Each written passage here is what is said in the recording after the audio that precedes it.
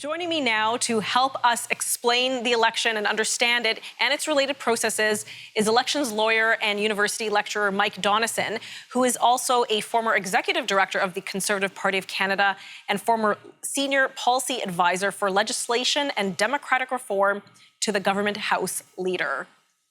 Thank you for joining me, Mike. I'm really looking forward to this discussion because we have so many questions out there that we need to have answered. I'm glad to be on your show, Tanya. Thanks for inviting me. No problem. Okay, so I think we should just start with an overarching question. Could you explain a little bit of Canada's tradition of democratic elections? Well, of course, we'd have to go back to a lot of history. Just one fact I'm going to give you. In terms of Canada, the first quote-unquote democratic elected representative assembly was in Nova Scotia in 1758. Now, there's a long history through that, through Confederation and so on.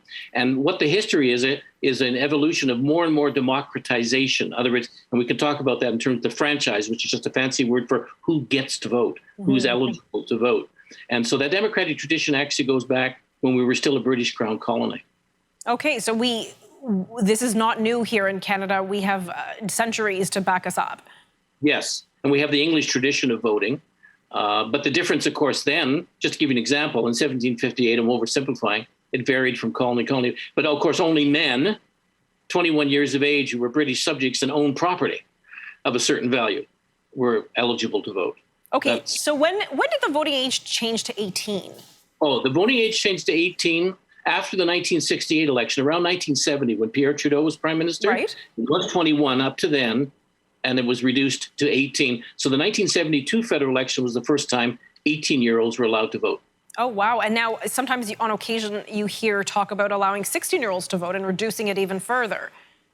Yes, we have had discussion. There's already a provision on the Canada Elections Act where anybody who's 14 years of age or older in anticipation of the next election can register as an early elector with Elections Canada and there's a procedure for that so that they make sure they're on the voters list, if there's elections 4 years hence, right? We don't know whether it'll be 4 years or not. But no, at the moment, it's still 18. 18. And I think it's, again, a little bit to give some information to our viewers, is when did women receive the franchise? Well, actually, there was some voting for women as early as the 1880s. But in terms of universal voting, it was really in 1920 when all women, it was similar to men, when any woman, 21 years of age or older, there were some property requirements, not many, got the vote. But interestingly, in the wartime election, the First World War, for instance, the Conservative government under Borden gave certain women the vote.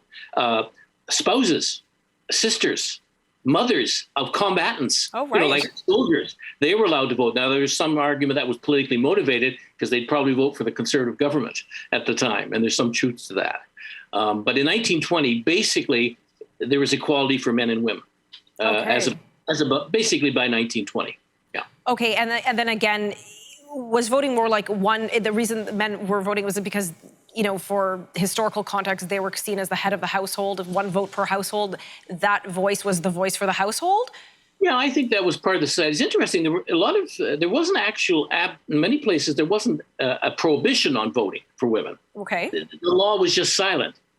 They just assumed that women shouldn't have the vote. And there was actually an incident in Lower Canada, which was the old Quebec, in the 1830s, where Louis Papineau, you may remember him, he was for female voting back in 1838. And they allowed some women to vote in some polling stations. In those days, of course, it wasn't secret ballot. And there was all kinds of violence, and they decided it wouldn't be a good idea. It was very chauvinistic. It wasn't a good idea for women to vote. So there was a little bit of that going on, but that was scrapped. And it wasn't really until 1880s and then later 1920 that women got the vote.